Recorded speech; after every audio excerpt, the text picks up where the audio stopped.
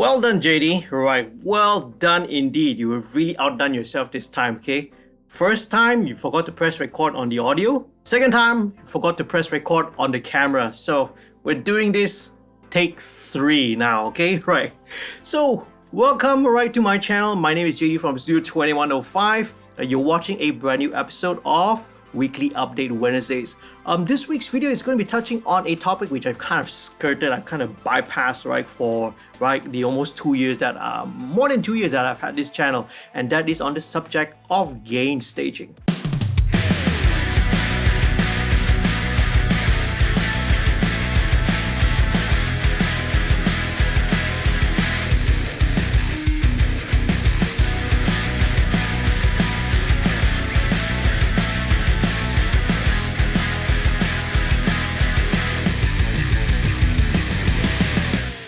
If this is your first time here, a warm welcome to you. I want to give a big shout out and thank you to all the patrons who help to support the channel financially.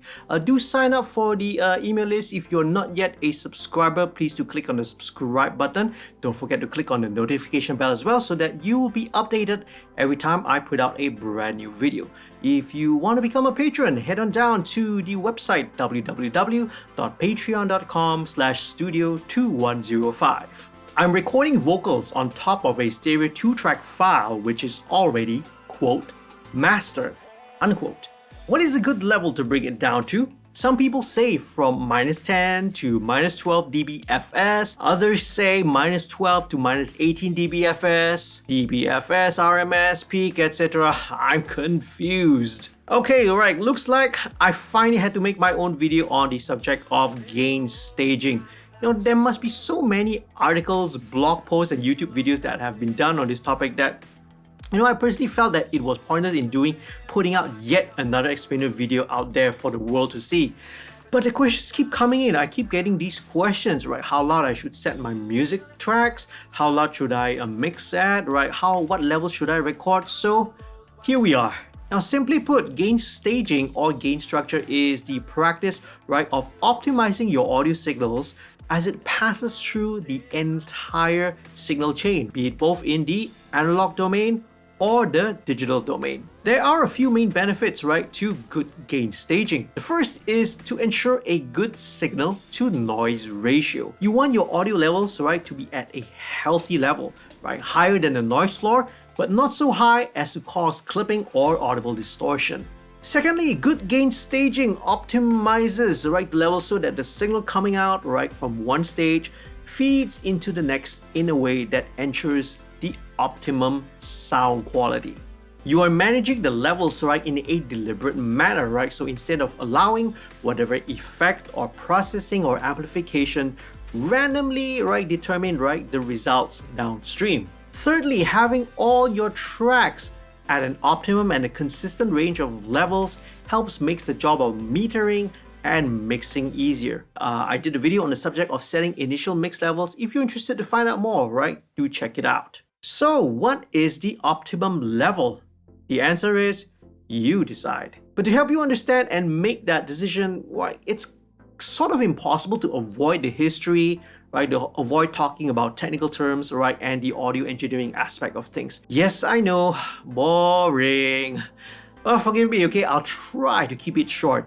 Now, but if curiosity and the thirst for knowledge for all things audio isn't your thing, you're watching the wrong channel, my friend. Here's the simple explanation, electrical signals are measured in dBVU. This is basically a measurement of voltage. Now, skipping the math, all that you need to know is that when it comes to analog signals, 0 dBVU equals to plus 4 dBU, This is what we commonly know as line level. As a side, there's also the consumer line level, and that is minus 10 dBV. Fast forward a couple of decades and digital audio comes into the picture. Now, digital signals are neither measured with dBVU or dBU. Instead, it uses dBFS, with the FS meaning full scale. Now, in the dBFS scale, 0 is at the very top of the scale, okay? Nothing can exceed 0 dBFS, and anything that approaches it or exceeds it ends up clipped and sounding distorted. So how do we correlate, or shall we say, align the levels in the analog with the digital domain. Again, you don't have to worry, right? The standards organizations have already done all the work for you. Now in the UK and Europe, the EBU, right, has determined that the alignment level is 0 dBu equals to minus 18 dBFS. Now whereas in the US, the SMPTE organization has determined, right, that their alignment level is 0 dBu equals to minus 20 dBFS. Now for our purposes, let's set aside, right, the 2 dB, right, differences between the EBU and the SMPTE definitions. We'll use minus 18 dBFS for our reference level. So let's go back to the original question, right? I also sometimes, right, receive, right, a stereo 2-track backing tracks, right, from clients that either have been mixed and mastered way louder than it needs to, right? Okay, yeah. Loudness wars, I know, right? It's a whole other topic. I did another video on that as well. So in order to record, right, the parts such as vocals, you want to overdub vocals or other instruments, I'm going to have to manage the levels, right? i.e.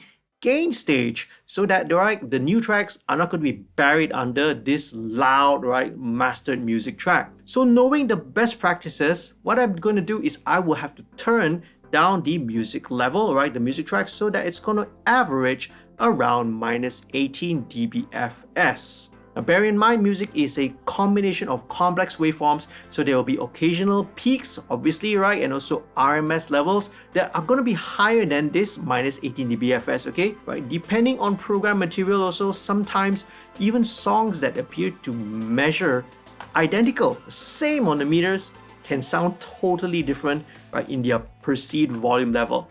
Again, another topic which I did and I covered in another video if you're curious. So when it comes to recording the vocals, right, you guessed it, adjust the input gain of your mic pre so that the input meters, right, on your DAW are dancing at around minus 18 dBFS. Must you strictly adhere to this rule? Well, of course not. Rules are meant to be broken. Now, once you recorded your parts, right, you're about to start the mix, you add your EQ, your compression, right, and other effects. Sometimes this may either raise or lower the signal levels. Now, sometimes for creative purposes, you may even break the rules, right? For example, you're going to drive the input gain of a piece of analog gear or even a plugin, right? Especially, right, emulation plugins that model the characteristics of actual hardware. But that is another thing altogether. Remember, those are for creative purposes. Gain staging helps to set up your levels correctly so that when you begin the mixing process, everything's going to be nicely laid out, everything's going to be consistent. You won't have your buses or your groups overloading or your master bus overloading. You don't have your accents blowing up. The whole process just goes on so much smoother. Now, some people don't bother about, gain staging because in your opinion, digital audio, it doesn't have the constraints of analog, why should I bother? But unless all you do is you produce music all on your own without ever recording any vocal or any real instruments, without ever, working with other people, sending tracks to another studio or another engineer, then sure, forget about all that's been said, okay, right? It's all cool, more power to you. But if during some point in time, right, you use a microphone or a DI that's going to be going through a mic pre, which in turn goes into your AD and then your DA converters and back out again, right, on your audio interface, you will have to care about these things. Now, if it's all fun and games, once again, it's perfectly fine. It's okay, right? Don't have to bother about all the technical stuff and all the theoretical details. In the end, it's all about the music that matters. But if you want to become a better producer, you want to become a better mixer, you want to become a better engineer, you want to sort of, improve your skills, you want to elevate your craft, then I personally feel that gain staging, right, is one of the basic concepts that you really should have a very good grasp of. So there you go, right? Hopefully this is a short explainer video and I've made it clear about what the importance of gain staging is and what the benefits are. Hopefully you found it useful and informative. If you did, please do leave a like, right? Do share this with your friends as well. If you have questions, if you have any feedback, all right, please do leave them down in the comments below. I always love to hear them from you. Remember to click on the subscribe button if you're not yet a subscriber. Do consider becoming a patron as well. I hope to see you in another video real soon. Stay safe, happy and healthy. Happy recording and mixing. Peace, love, and music.